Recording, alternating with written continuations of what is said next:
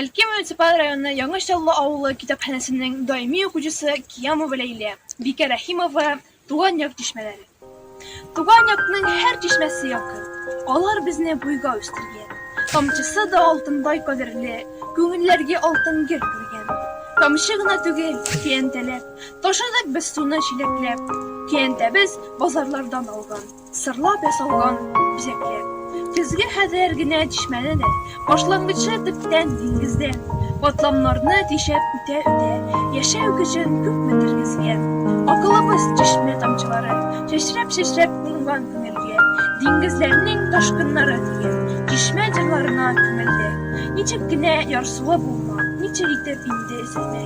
Үткән юлга елларыма карыйм, гөлләр сипкән тишмә эземә. Чүпләре дә үскәндер дә, бәлки, күңел аңа нигә карасын?